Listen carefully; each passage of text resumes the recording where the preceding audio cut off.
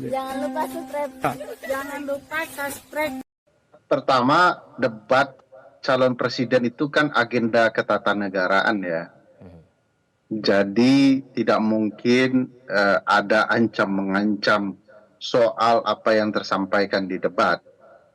Mau pakai kiblatnya barat atau timur pun, kita akan melihat debat-debat negarawan itu tidak diakhiri dengan saling melaporkan secara pidana atau memberikan ancaman pidana kepada kelompok tertentu. Sebut misalnya debat paling ramai antara Hillary Clinton dan Donald Trump. Tidak ada satupun setelah debat upaya melaporkan. Lalu kalau mau dipakai sejarah kita, debat antara Bung Hatta, Yamin, Bung Karno, sampai bilang saling tukang bohong satu sama lain. Tetapi tidak ada pemidanaan. Jadi dalam konteks perdebatan dan karena ini agenda ketatanegaraan, bagi saya saling memberi ancaman, saling menuding, itu hanya upaya menakut-nakuti dan upaya tak elok. Jadi masa debat calon presiden tidak tajam, ya harus tajam, harus ribut dalam takaran berpikir. Kalau tidak siap, sebenarnya tidak usah ditonton ya, supaya mentalitasnya tidak terganggu dengan saling lapor-melaporkan. Dan tidak ada yang salah dengan upaya membaca kelemahan. Nanti kalau Pak Prabowo tersinggung dengan Pak Anies, lain kali singgung juga kelemahan Pak Anies, biar saling dibahas. Jadi bukan sebaliknya, begitu kemudian kita lemah dalam perdebatan, lalu yang dilakukan adalah menuding itu sebuah tindakan yang bermasalah dan harus dilaporkan. Tidak begitu, nanti kalau bisa dilaporkan, bisa diancam seperti ini, perdebatan tidak akan lagi seru karena saling mengancam dan saling berupaya menjatuhkan satu sama lain pasca debat dengan langkah-langkah hukum, langkah-langkah politik. Bagi saya forum kemarin wajar saja ada ketajaman sana-sini, ada titik tersinggung satu sama lain karena mungkin dia tersudut begitu ya, itu biasa. Lain waktu di debat berikutnya balas begitu ya. Kalau tidak siap membalas, ini jadi problematika tersendiri. Jadi ini agenda ketatanegaraan, upaya untuk menyeret ke ranah atau ancam-mengancam di bidang hukum itu malah berakibat fatal kepada orang yang memberikan ancaman atau melakukan tindakan pelaporan. Jadi ini perlu pendewasaan serius dalam agenda ketatanegaraan.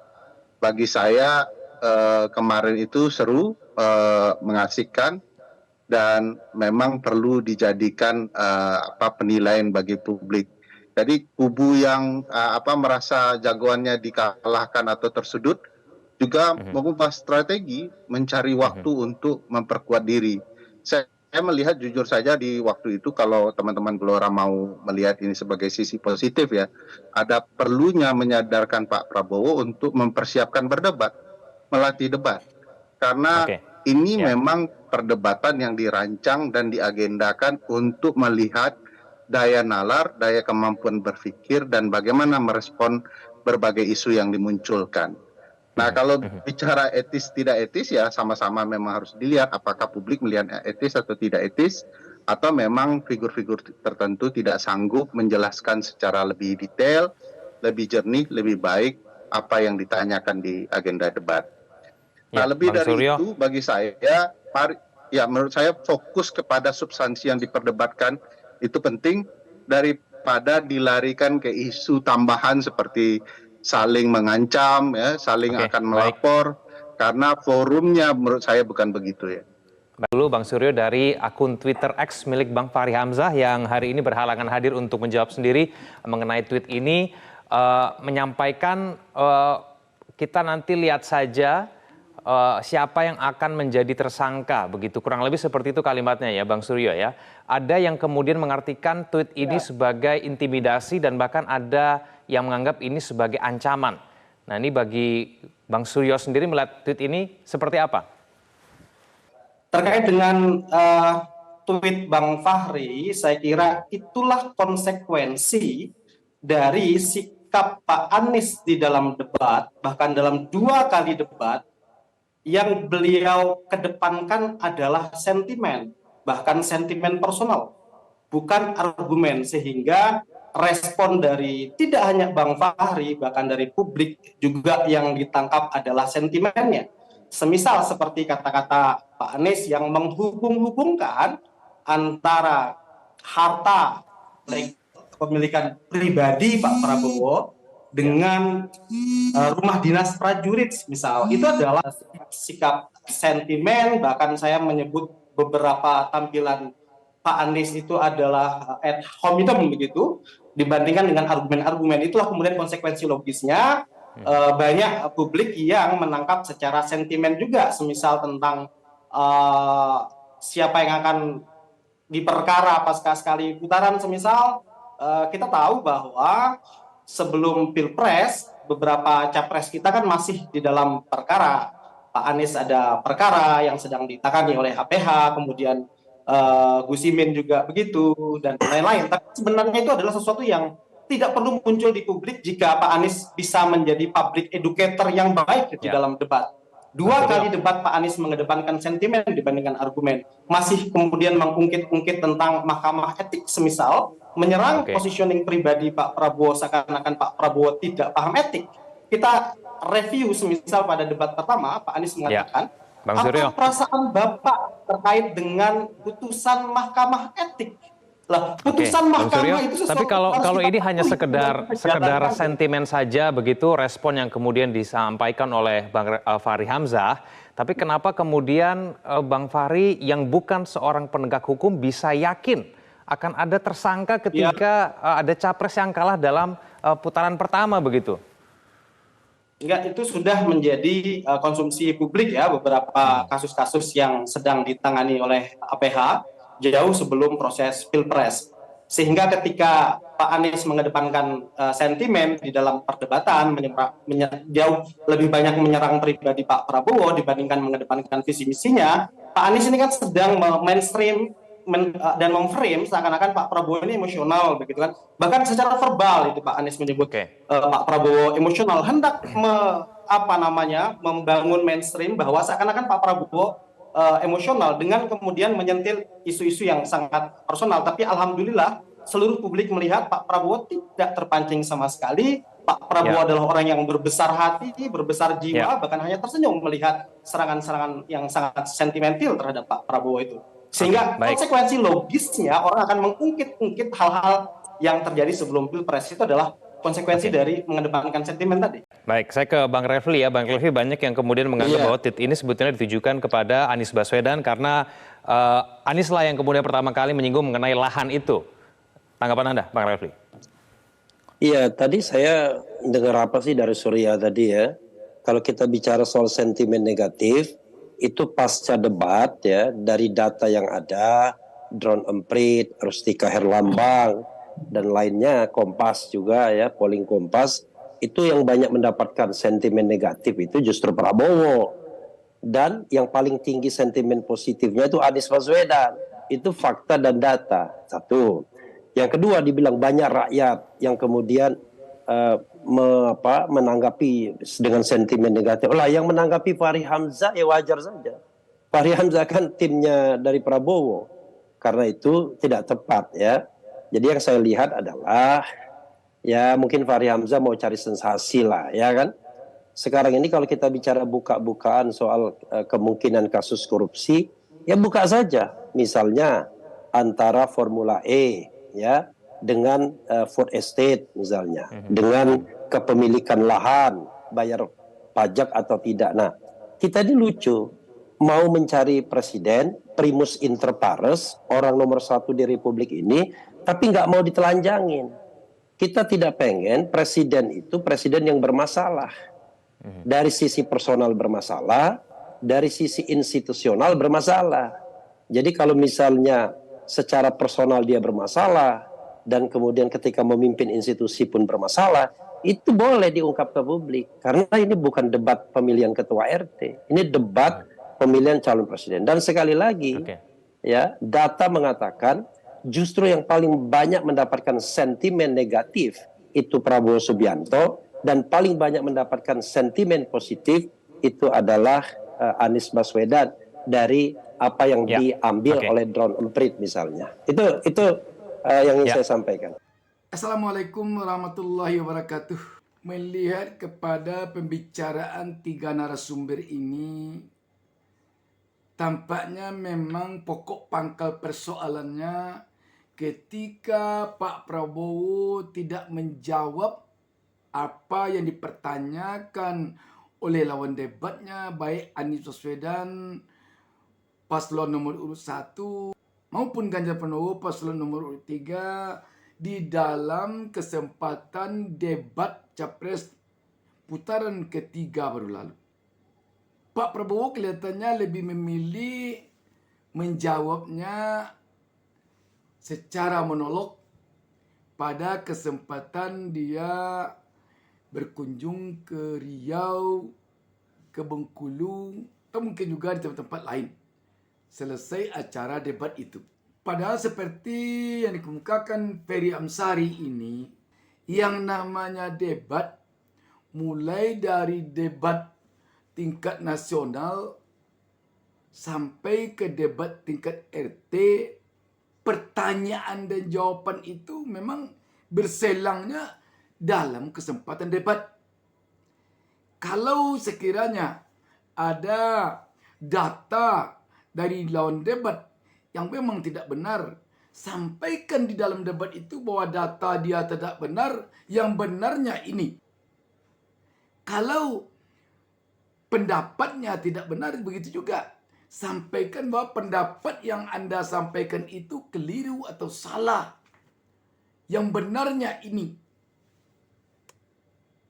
Tetapi kalau kita tidak keliru, pada kesempatan itu nyaris tidak ada sama sekali pertanyaan dari paslon nomor urut 1 dan paslon nomor urut 3 yang dijawab oleh Prabowo Subianto.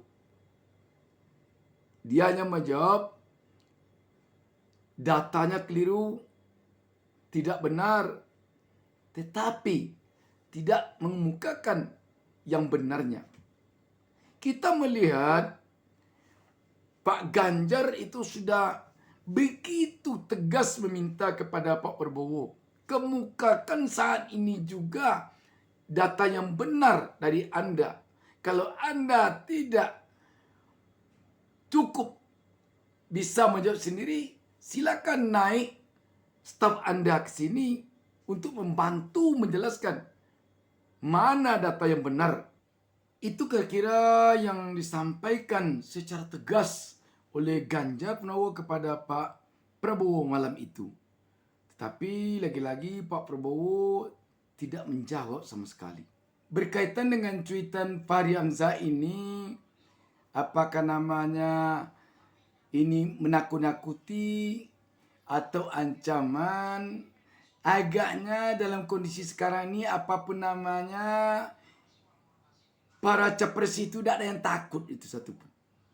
Oh mau diancam, oh mau ditakut-takuti, mereka tidak ada yang takut itu. Mereka sudah siap itu semuanya untuk bertarung.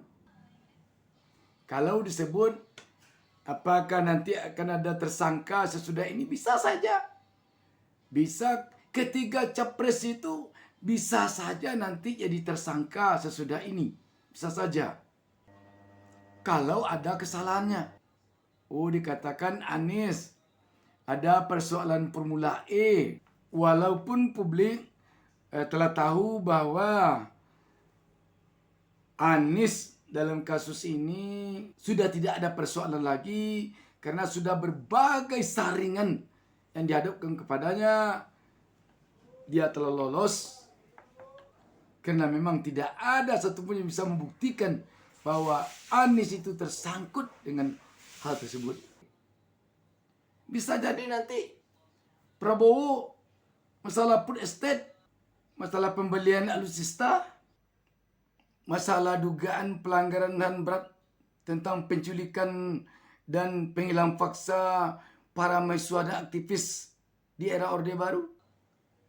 Bisa jadi juga nanti Ganjar masalah EKTP, kalau disebut bisa jadi.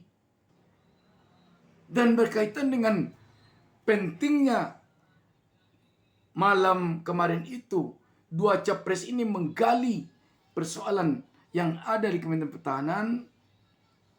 Ini rakyat tentunya sangat menginginkan. Setiap debat ada penggalian mendalam dari ketiga capres ini untuk masing-masing lawan debatnya. So orang ini mau jadi presiden, maka perlu digali dari segala sudut pandang. Ini contohnya, kita melihat kemarin ada mahasiswa UI menyebarkan brosur di jalan-jalan. Anda kembali di Metro Pagi Prime Time, pemirsa. Sejumlah mahasiswa di berbagai wilayah melakukan aksi penolakan dinasti politik dan praktek pelanggaran HAM di masa lalu. Aksi ini dilakukan dengan membagikan brosur ke masyarakat. Praktek penghalalan dinasti politik dan kasus pelanggaran hak asasi manusia di masa lalu masih menjadi isu utama pergerakan massa mahasiswa Kota Malang. Aksi penolakan sekaligus kecaman tersebut mereka lakukan dengan mengedukasi masyarakat melalui bagi-bagi brosur dan stiker penolakan. Puluhan anggota Aliansi Mahasiswa Indonesia Bersatu Malang untuk melancarkan aksi simpatiknya terbagi dalam 4 kelompok besar.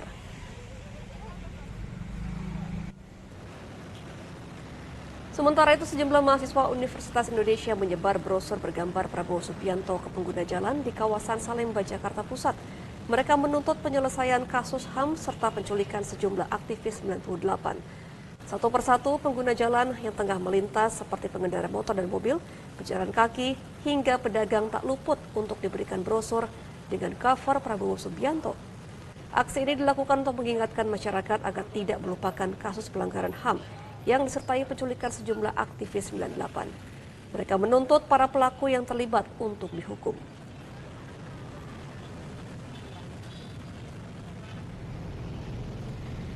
Di lain sisi, ratusan mahasiswa dari berbagai kampus di Ciputat, Tangerang Selatan melakukan aksi membagi-bagikan ribuan pamflet perlawanan terhadap politik dinasti dan penjahat HAM.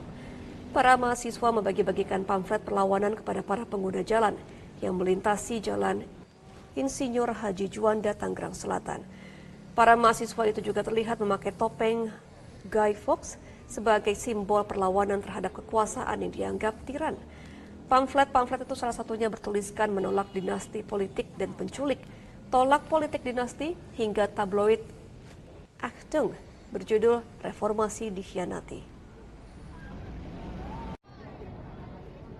Selebaran, bagi-bagi flyer, jujur itu adalah suatu bentuk kekhawatiran kita, satu bentuk ketakutan kita, sekaligus rasa tanggung jawab kita sebagai putra bangsa dan putra-putri Republik, juga rasa cinta kita terhadap Indonesia. Ini menyoal Pilpres, bahwa kita hari ini mau bilang Prabowo, Gibran itu adalah bentuk humor dan kelucuan di dalam ruang demokrasi kita. Ini bisa jadi ini karena mereka itu tidak puas atas penggalian secara mendalam oleh Anies dan Ganjar terhadap Kementerian Pertahanan Keamanan, terhadap Prabowo Subianto pada malam acara debat itu. Ini bisa jadi. Artinya, ketiga capres ini beserta pendukungnya tidak perlu marah, tersinggung kalau lawan debat mereka masing-masing menjorot mereka secara tajam, menggali tentang mereka, tentang kinerja mereka, tentang rekam jejak mereka, ataupun tentang kinerja yang sedang mereka lakukan. Bahkan tentang diri pribadi mereka sendiri, tentang dia, tentang anaknya, tentang istrinya. Perlu rakyat tahu di saat debat berlangsung. Seperti dikatakan Refli Harun tadi, ketiga capres ini memang harus mau ditelanjangi dalam tanda petik. Karena rakyat membutuhkan tampak dengan jelas secara keseluruhan tentang mereka. Karena mereka nanti akan menjadi pemimpin tertinggi, presiden kepala negara di Republik ini. Oh, tentang pertanyaan yang tidak tepat, tentang data yang salah, tentang pendapat yang tidak benar, di sanalah diperdebatkan. Kalau datanya salah dibantah, dikemukakan data yang benar. Kalau pendapat yang salah dibantah, dikemukakan pendapat yang benar menurut versi kita. Demikian, wassalamualaikum warahmatullahi wabarakatuh.